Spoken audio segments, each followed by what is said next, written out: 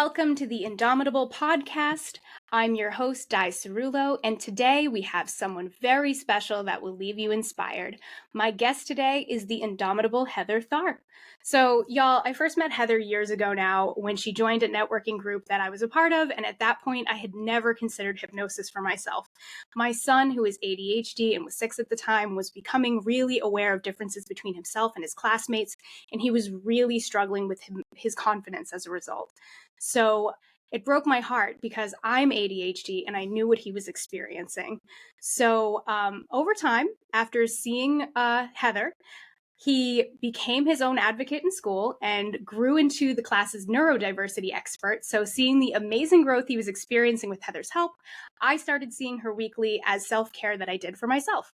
Having been fired from therapy because therapists often feel like I've processed my trauma as much as I can and that I'm thriving as much as can be expected, I still deal with anxiety and doubt because I'm a person. So, in that gap, I found Heather as my support, and I cannot wait to share this conversation with you. So, Heather, before we leave everybody else in the dust, why don't you tell us a little bit about yourself? Well, my name's Heather Tharpe, Heather Tharpe Wellness. And in addition to hypnosis, I do energetic work. I've been a yogi and yoga instructor for 30 plus years. And I've worked with both children and adults. You know, my youngest, well, when I was teaching yoga, my youngest clients were toddlers. Yes. And then my oldest client, recently I went from like 87 up to 98 a few weeks ago. I'm also a clairvoyant and a medium, and I use those skills to do intuitive life coaching. And yeah, it just all comes together nicely. Yes. And then during the pandemic, I just was pretty sure we weren't coming back in 2 weeks. So I reached out to a hypnotherapist who had taken a workshop of mine maybe a decade before and had said to me that I was taking people through the stages of hypnosis when I did energy work with them. Wow. So hypnosis came very, very easy to me. And Yeah. it was a great organic adjunct to what I was already offering my clients. So Perfect. it just grew from there. So you talk about doing yoga with children and how fantastic that was. And I know that you have such a big name in our community as being so, good with children and all of that. And that's hard to have. So, and I didn't realize that when I first started seeing you.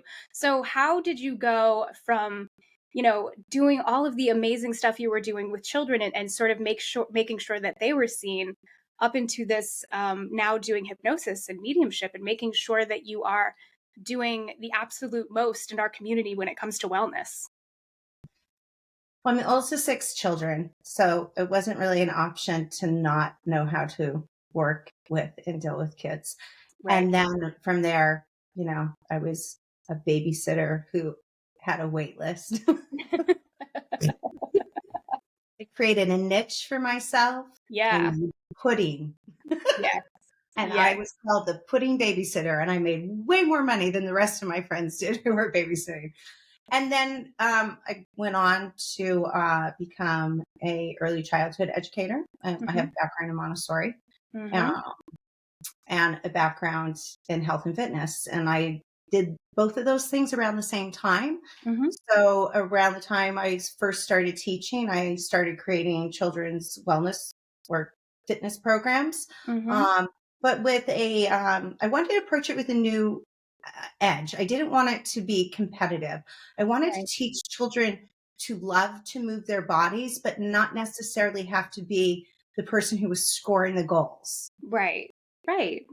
I am a very athletic person, but I always struggled with the traditional sports when it came to hitting a ball. Nobody wanted me on their softball team or anything like that. But I had earned a varsity letter, so I was athletic, and I wanted to just really instill the love of movement to children. And around that time is when I started to study yoga. So I brought yoga and meditation to children. My first business I started with my sister, and then I had sold it at one point when my daughter was young, and rebranded myself as Hope Yoga and started bringing yoga and meditation into the classrooms. And I did that until the shutdown. Right. And Right. I just loved it. I was bringing uh, skills and tools to children and ways to self-regulate and just get through those hard days as a 5-year-old a little bit Yes. easier. Yeah. And the feedback I got was so beautiful. I always used aromatherapy. So, I would get notes from parents saying, "Oh, lemon, my daughter says is her getting ready scent." It was just little, Yes. cutest little things. Yes. Um, and I saw it work for them. And Yeah. then, sometimes I go in to teach a yoga class, and those littles are now in their 30s Yeah. with their own children, and they're still my yoga students today. Mm. So, um, yeah, it just sort of unfolded at one point in time because of my background as an art teacher and Mhm. early childhood. I was a storyteller for a local museum here, the PBS Museum, for 12 Mhm. years. Right. Um, I want to say that's really when I earned my nickname, the toddler child whisperer. Yeah. Yeah. 150 kids, and I don't even know like how, but I'm just one of those people. Even my children would be like, "Oh man," who walk down the street, they're like, "Why are all these kids drawn to you?" Yeah. I don't know, Yeah. they just are. Yeah. No, Um, kids get vibes. I'm not surprised by that at all. I also attract dogs and I like pets and children. Like, so that doesn't surprise me at all. No. so, and then I cultivated a relationship with the parents as well, and so that Yeah. was just a really good time, a nice dozen years of my life Yeah. there. And when the shutdown happened and I decided to study hypnosis, I specifically asked not to study past life regression. That was Right. part of Yeah. normally what she offered, but I'm already a clairvoyant and medium. And Right. Right. I wanted to still be able to work with children and Right. utilize the years that I had put in Mhm. bonding, creating great tactics and tools for children. So I asked to study pediatric hypnosis because remember, it was a pandemic. She didn't have a classroom. It was her and I 6 feet apart in her backyard. Yes. Yes. And she, on the other hand, she's a great storyteller because to be able to sit and like keep me interested for 6 hours, that was Absolutely. fabulous. Yeah. Um, so yeah, that's how I've started to move through the years. I've written and illustrated my own children's books. That's right. Yep. So that's fun to share with the kids as well. As I'm hearing you talk about this, and I'm always like, it just occurred to me in this moment, all the years we've been talking to each other here, it just occurred to me that your specificity in taking care of children and making children feel seen is probably very much what's so healing for me, seeing you regularly and like years, Miss Heather, like weeks, like every week for years. And it just occurred to me right now that like probably the thing that makes me feel the most seen by you is probably the exact same thing that children have. And I'm just like I'm just sitting here as you're talking and I'm just like, oh, I just blew my own mind real quick. Like, like I hope I can think of what the next question is once I have this startling realization about myself. The thing that I love the most about you is probably the same thing that my kids love the most about you. And I just think I'm so fascinated by that. Of course it is. Of course it is. Well, there we are. I'm a self-proclaimed Snow White, so part of me thinks I'm a Disney character. So there's that. No, totally. Oh my God. I was just like, oh, Di, you know what this is?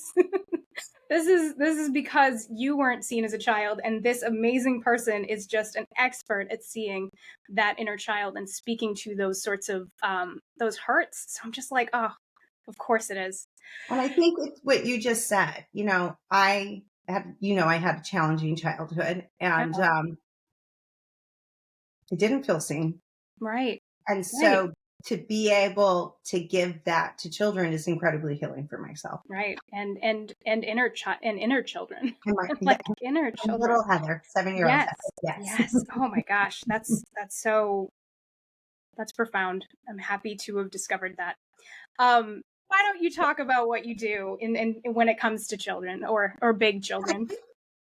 Yeah, I can have a 10-year-old come in and they can be hypnotized more in the same manner that you're hypnotized. Right. Um, But, my littles with ADHD or ADD, we can't hypnotize them that way. No. Um, Yeah.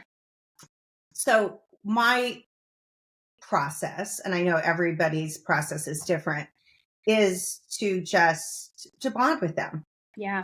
to exchange with them, to get a sense of what is going on. And we'll do silly things like juggle scarves. Yep.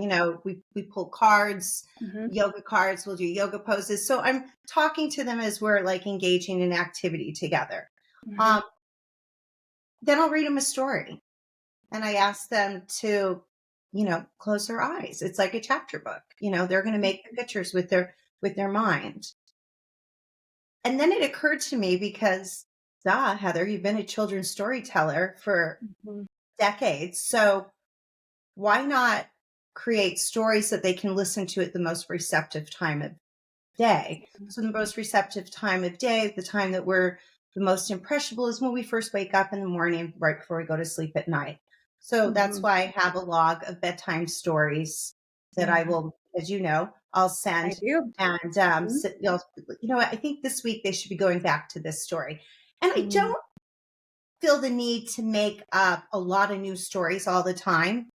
Right. Because one thing about kids is they want to read the same story over and over and over again. To the point, as a parent, most of the time we're like, really? Do I have to read that story again?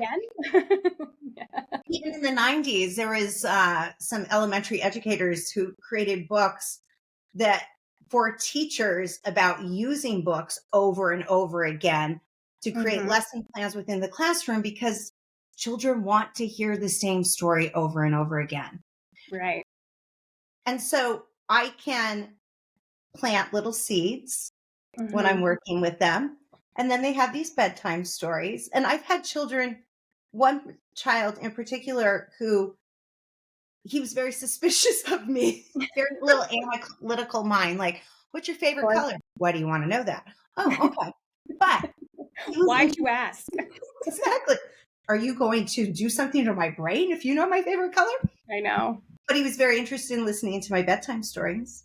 Right. So we focused mostly on juggling scarves, which I'm very good at, and teaching him how to juggle scarves. And then I sent him bedtime stories.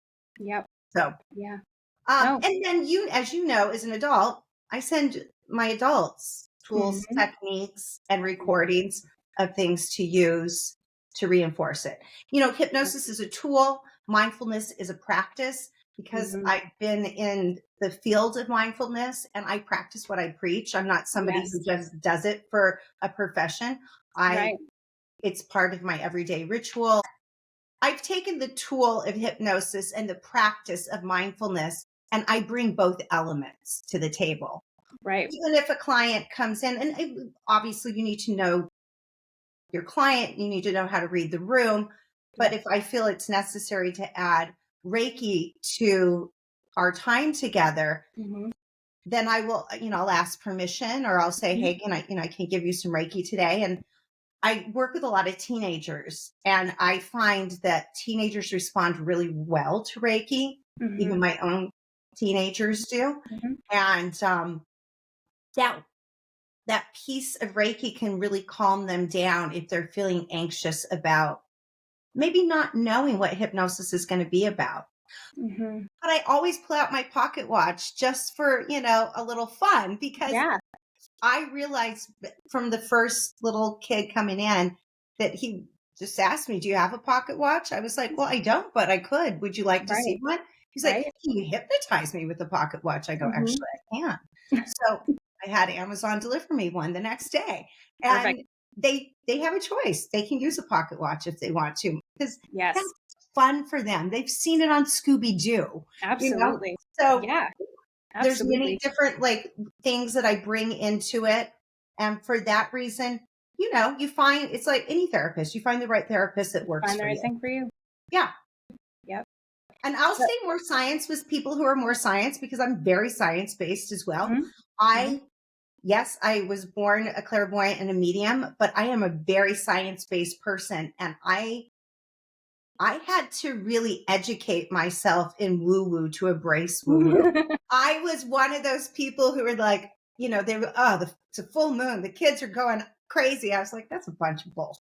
If Until only. until I spent decades working with kids and having Yeah. kids and having Mhm. friends who became nurses and realizing that, on a full moon, that's when the ER is the The fullest with fullest. crazy Yep. things that Yeah. have happened. And yes, our kids are like, and Just as then if you susceptible. study more, there's so much science about it. Why Mhm. wouldn't we be affected? The tides are affected and our body is mostly water. Yep. Yep. So it's not all woo woo. It's Even not when all you woo. write sage, it's not woo woo. It's No, science that it's the science. smoke creates negative ions in the air, which helps create a more positive feeling for us. You're probably 100% right. Me personally, I don't mind either way. Like, I'm like, it makes me feel better. You light incense, I'm coming into your room. I'm realizing that like my brain is correlating the smell to feeling calm and feeling relaxed.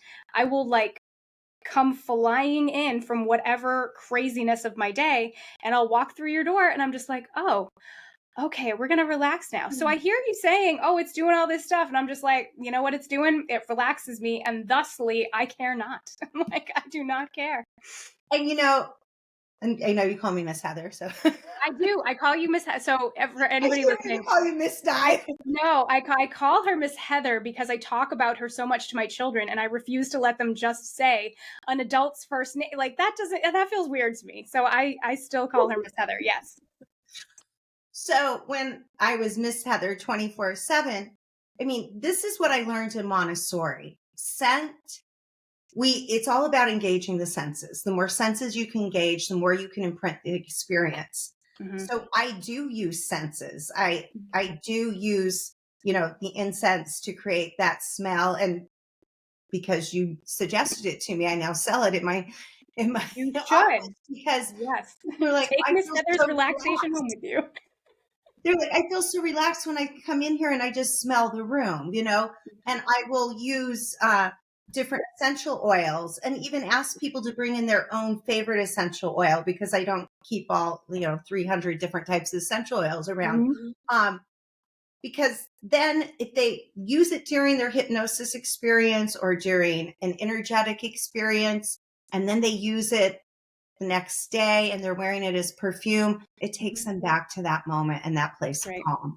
Yeah, that's right. So when I will see Miss Heather, I want to sort of dispel the idea that, and I get that like there's some misunderstandings around like she's not actually holding up a pocket watch and like hypnotizing me. So I will go into her office. She has this lovely chair that you will just get all cozy in. She's got like 15 blankets that she'll like stack on you as you will allow and enjoy. And then she'll just Or sort like of like two. there's like two. It feels like it's very cozy. My point, right, folks. My point is the coziness, not how many it is. Like it feels they're cozy blankets that she will place on you. You will sort of like talk about your week, talk about what you're going through, and she'll sort of pick out little keywords about what you're talking about, and then she'll sort of put you under hypnosis, but it's more like just sort of a deep relaxation. And then she'll talk to you through the entire process. So it's not like it is on TV where like she's not taking me back to a moment in time that I'm going to talk to her about. That might be terrifying for someone like me. Instead, what's happening is she's sort of giving me affirmations that my mind is recalling throughout my week and throughout my life as things are becoming difficult. So I started seeing Miss Heather at the beginning of when I first decided I was going to write my memoir, when I first decided I was going to sort of live in those memories for an extended period of time in order to get them all down and get them all out. But that was not without cost. That was not like I could just live in those memories on my own and not have sort of a touch point in my community that was checking on me and making sure that I wasn't stuck there. So I mean, Miss Heather has been just I would not have been able to do what I had done without you. So I just want to be clear I don't want people to be driven away by the idea that they can't seek help from someone like you because they're afraid of what it might entail. I just want to be clear. It's very passive. I am lying there, cozy, potentially taking a nap or like a full, it's not at all what you see on TV, just to be clear. I was gonna Because, say, we can talk a yeah, little bit about that. So yes, if you're all please. coming in for hypnosis, yes, I have a Mac Daddy giant lazy boy chair. We pop the feet up, we lay you back. I have Yep. a child size weighted blanket, which is about 7 pounds, and I have cozy blankets because Cozy everybody blankets. has to be cozy. Cozy. Um, I may or may not use scent with you depending on what's going on. And like you said, I just kind of listen to what you're saying, and I will literally say, well, I know what I'm going to do with you today. Yeah. um, and then it's just like for the children, I'm just talking, you're listening, Yeah. you Yep. feel like you're zoning out when Mhm. actually you're more in a high focused Mhm. sort of place. Um, but I tell your conscious mind to just kind of chill out because the subconscious mind is going to be, doing all the listening. Mhm. The only time, when you see movies and they take people into regression and they have them talk, I don't do past life regression. Mhm. I will take you back to a place in time, and I know you and I have done this, Yep. where maybe you gave away your personal power to Mhm. someone else. Yep. Um, I'm not asking you to talk to me during that. You're having Right. that exchange within your mind. And then afterwards, when you come out of hypnosis, then I ask you and I'll talk about it and things like that with you. Right. Um, unless somebody's coming to me to specifically look for a lost item, there's Mhm. not a lot of talking going on. It Right. feels like meditation with a goal. And if you Right. have tried meditation, you're like, oh, I don't meditate. Mhm. And I've tried it and I'm not good at it. Mhm. There's a lot of people who, after doing hypnosis, have come back and tell me, I am now able to meditate. Right. Right. Because what hypnosis does, and if you look around your house, is we're just ripping down the sheetrock. Yep. And you're looking at the studs, you're looking at the pipes, you're looking at the wires, and we're going in and rewiring the subconscious mind. And Right. our mind has been wired from generations. Mhm. So we're able to go in there and change some of that or a lot of that generational trauma, Mm. behavior, our knee jerk reaction, the old ways of doing things. Right. And when you said, these positive affirmations, I had a client call me one day and she goes, I just said to myself at the grocery store, well, damn, I'm confident. Good. So something tells me you put that in my head. I go, Yes. well, yeah, you're Exactly. I welcome. did. You're welcome. I knew you'd be at the grocery store. That's a terrible place. Yeah. You need to be confident when you're in You need market to be basket. confident. Yes. Yes. Throwing bows at the grocery store? God, it's holidays. I get it. Yes. Agree. Do you So think that's a good description of the I experience? agree.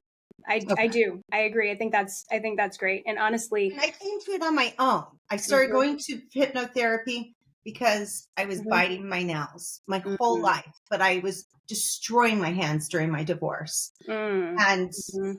my sister, who's often more of a big sister to me, though, even though she's 3 years younger than me, was like, I know you're in yoga therapy, you're in traditional therapy, but this isn't good. You got to do something. Mm. And at the time, I had a friend who had just um, finished her training in hypnotherapy. So she said, let me just practice on you. And it Yeah. took me about 2 years. Mhm. And because it was a really ingrained way of, for whatever reason, my subconscious mind thought if I eat my fingernails off my hands, I can handle stress. No. Right. Right. Um,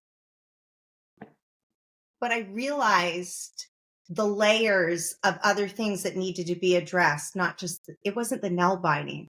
Right. It was, Right. when like even the layers of sediment when you're looking when you're going down the river in the Grand Canyon, you see that's like within us. So we've got to address all of those other layers. And most of the time when you just start to address stress and anxiety, because Mhm. that amplifies everything in our life, Absolutely. then when we start to address that, then it's much easier to start to attack those things that seem like the big challenge. Yes. Yes. No, I agree. I don't know what I started with you. I think it was probably just anxiety, but I think we went sort of backwards and forwards and got to the root of the fact that I was living in fear that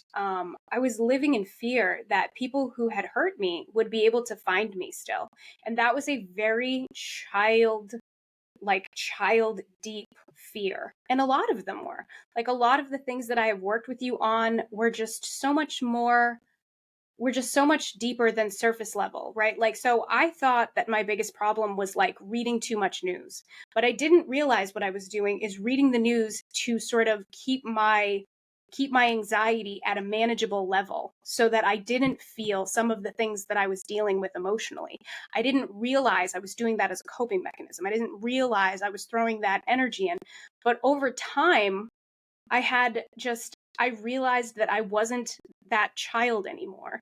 And that is sort of what turned it around for me, if you remember, like realizing that, like, even if somebody were to show up on my front porch, like, we're huge now. Like, we're big. We're not little anymore. We're not tiny people that can be tossed around anymore. And it changed a lot about how I was thinking about everything else too. So being able to work with you to heal, and I'm not saying I'm done. Obviously, I see you every week. Like being able to work with you to heal my inner child has had such an enormous impact on my life and the ability I have to reach for things that I wouldn't have if I hadn't started working with you. So I think that I don't want to undersell it either by just being like, oh, yeah, she draws amazing pictures with my kid. I want to just be clear that, like, you helped me in such a deep way, but also when my children see you, they have another person in our community that's an adult that loves them and cares about their feelings and cares about their thoughts and takes, their hurts as seriously as their mother does. And that is something that I just did not know I would be able to give them, that I'm so grateful to have you, just so that not so they're being, hypnotized, so that they Yeah. feel like they're members of a community. Because I Yeah. know when we think about the children who are targeted most by abusers, those are the people who don't know what other adults are like. Those are the people who don't understand what adult behavior is or what things are okay. So them having access to more loving adults in their lives that are safe and care about them gives me the opportunity to undo damage that was done to me by just negligence, right? So I'm always so, so grateful to have you in my life. So I don't want to undersell how much work you have put into me and my family. It seems like I want to make sure I'm right level selling it here. And I was thinking even rebranding myself as like a family practitioner, because I Yes. do start to see like one member of the family. The next thing I know, Yes. I've got the whole family. Yes. People come in and they're like with their children, and then I'm like, you seem a little frazzled. I'm Yeah. just remember, I got a little stress management recording on my Reminder. website. Yeah. Try that. If that feels like, it feels cozy and warm, let me know. You can Yeah. go towards what's warm. Come on into the office for yourself sometime. Yes. We will buy the fanciest things for our children, but we won't do it for Oh my ourselves. God, right? Like, I remember the time I wouldn't buy myself a new bra because it was $35. And I was like, do I really need this extra new bra? And I put it on my Amazon list for like 6 months. I told her about it and she was like, go home and buy the bra. Thank you for that feedback. Like, I was just so, yeah, because us moms in particular, right. Yeah, us moms in particular, I didn't need it, but even if my kid had wanted something like that for like under $40, I wouldn't have even thought about it. But for myself, for whatever reason, right? I had to like convince myself. Like I had to like, I don't know what we do as moms, but like we got to live with the bottom of the barrel for whatever reason. I Yeah, mean, I tirade still on do that. it on occasion, but I've gotten better in it. Yes. But my kids are 19 and 24, so Right. You think to yourself, oh, well, I don't need this. The kids need this, and this is coming up, and someday they'll need braces, and for what, like, whatever, right? Whatever your excuse is for why you can't do something nice for yourself. I've yeah. told myself any number of excuses, but like this is completely different. So yeah, I you're was right. thinking, I'm doing yoga with the kids often when they come in because that's my jam. But I also understand the therapeutic side of yoga. So Yeah. I'll give you a yoga pose Yep. as part of your tools, because what's going on is you're storing a lot of your issues in your tissues. And if I put you in a certain pose, I know that it's going to release this, that, and the other thing for you. Mm-hmm. So, Mm-hmm. yeah.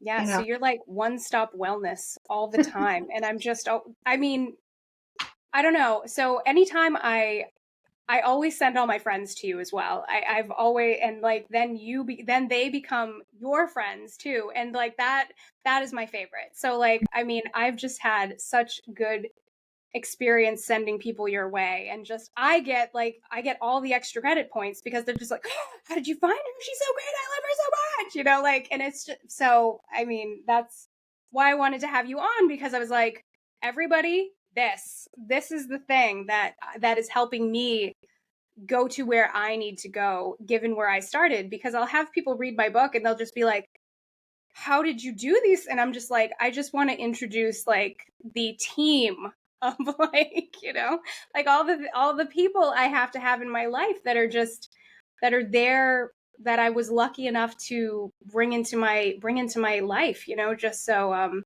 anyway, Oh, that's how tangent I on feel that. I too. mean, I mean, I'm not holding myself up on my own. yeah, We're a definitely. team of people Definitely. who, I have a hypnotherapist I go see when I really need, like, what I'd say, like a rotor-rooter.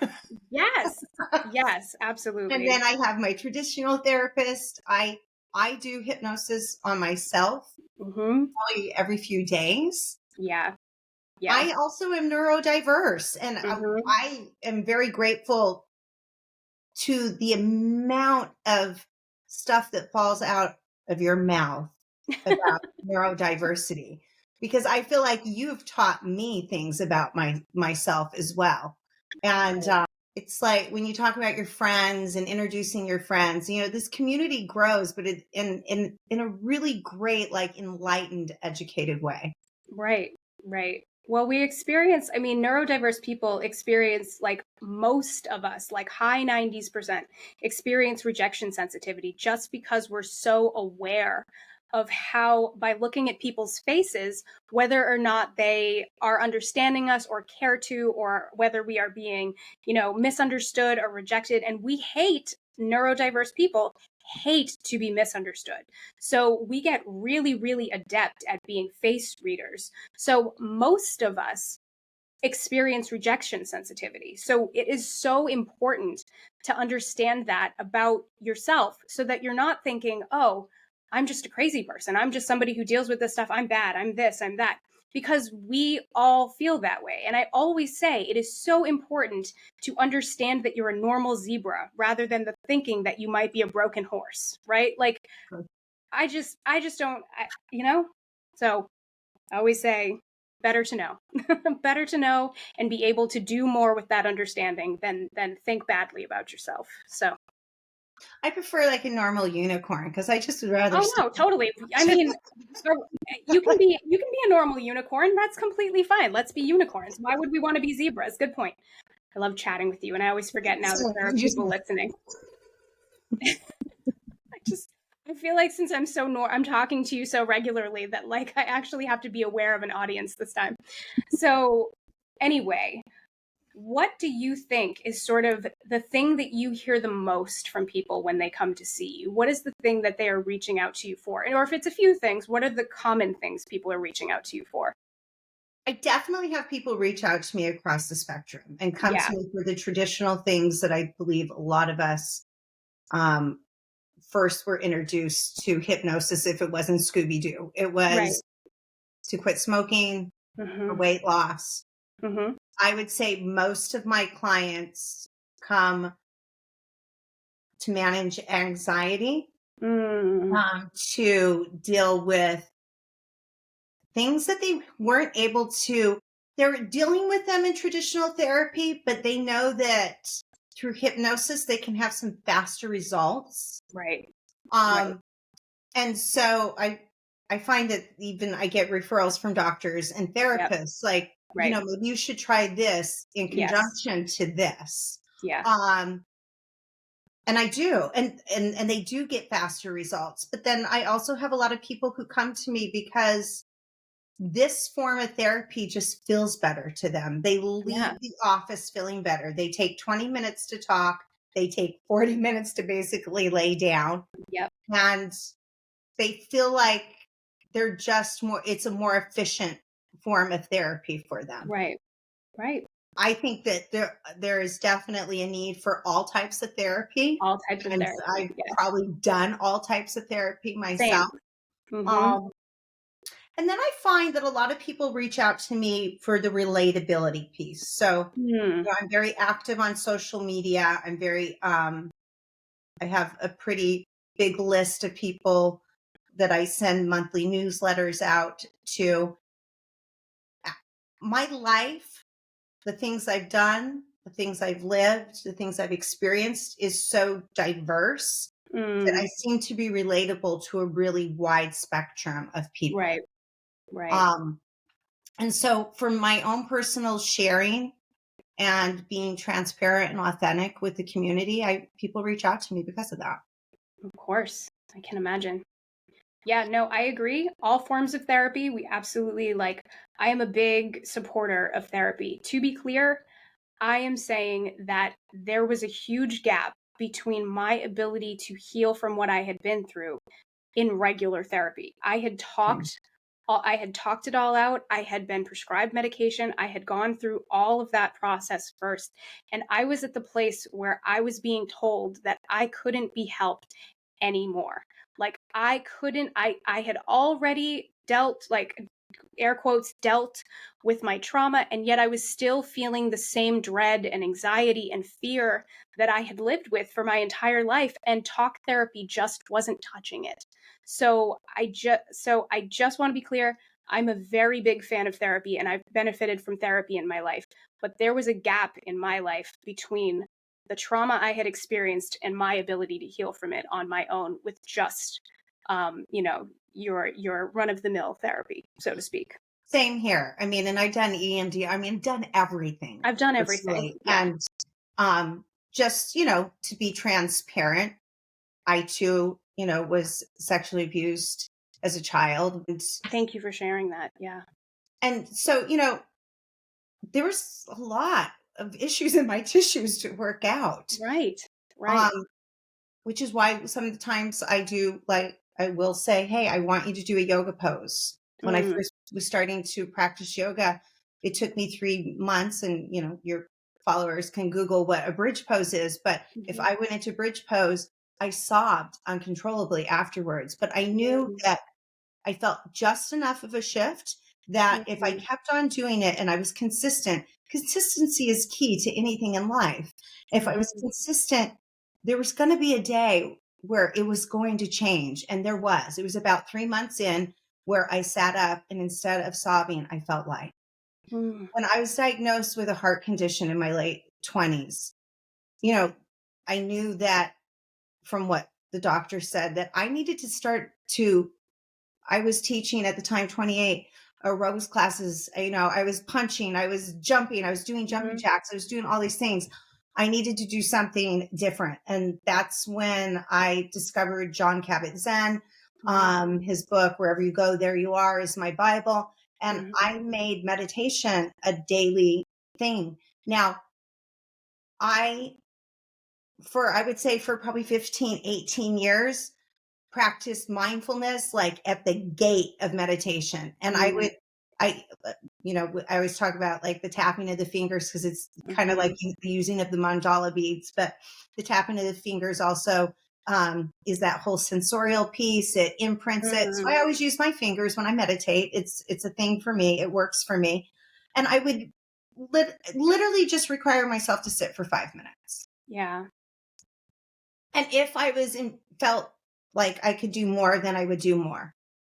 But at one point in time, it shifted, and I went from the gate to actually like, oh, I'm doing more than just mindfulness. I think I just walked through the gate. I think I'm Yeah. really meditating.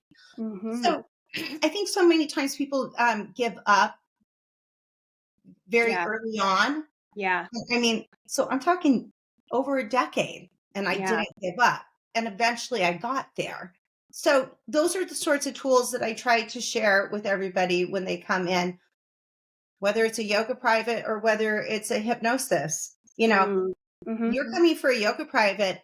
I'm also going to be doing deep relaxation and things that I would be doing in hypnosis because there's such benefits and Yeah.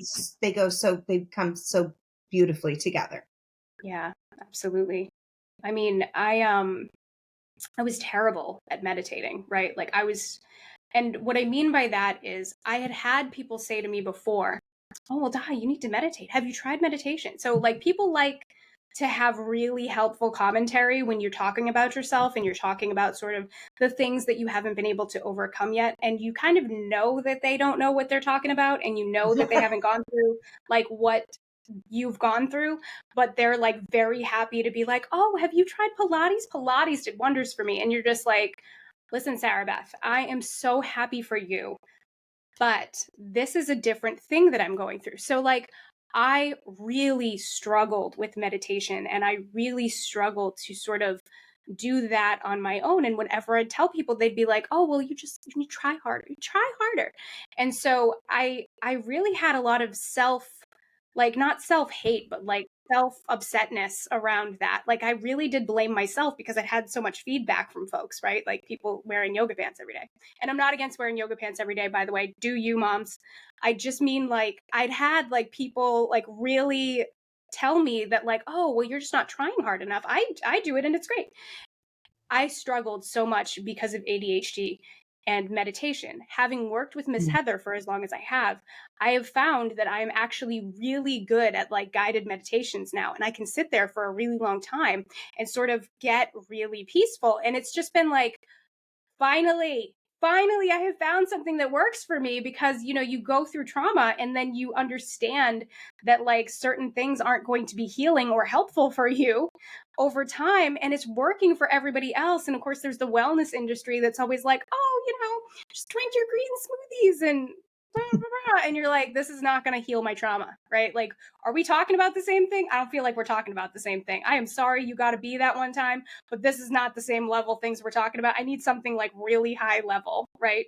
With your help, I can now sit still and meditate, and I'm just so grateful.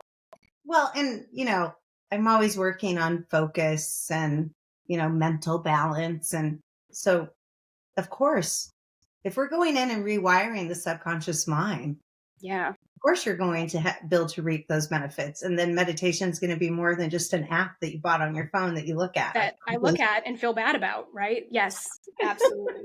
You know me too well. No, no, I know everybody too well, unfortunately. Right. Like that $4 app you bought, Di. That space app. I'm like, you do? Do you use it? Yeah, no. I'm like, okay. Yeah. Now I look at it and it hasn't been downloaded on my phone for a long time and I feel bad about myself. Absolutely. I know. Same. I do the same thing. Firstly, I wanted to thank you for coming on, and I'm so, so grateful for all of your love and support and all that you have shared. So, I know I need to let you get back to all the awesome work you do in the world. So I'm sure everybody after this conversation would love to hear more about how to follow you and get in touch with you in case they want to work with you too. How do they best do that? Well, it's pretty easy. Heather Tharpe with an E on the end .com. If you come to my website and you're across the country, know that I work with people across the country. I work with people across the pond. Mm-hmm. I have clients I've never actually met in person, and they just found me on the World Wide Web and reached out to me. And that Google stuff seems to be working. Amazing. When you go to my website, if you go to the bottom of any page, it does have a pop-up setting, but I know a lot of us have pop-ups freezed on our Mm-hmm. devices. But if you go to the bottom of any page, you can throw in your email address in there, and it'll send you a 20-minute recording for stress management. I have a lot of clients who use it often, if not daily, to help them go to sleep at night. And it's only Mm-hmm. 20 minutes long. And that's just like my little gift from me to the community. Um, Mm, and then you can see, what it is that I offer, what it is that I do. And mm. you can even read about my children's books there and on Yes. Amazon. My And kids love your children's books.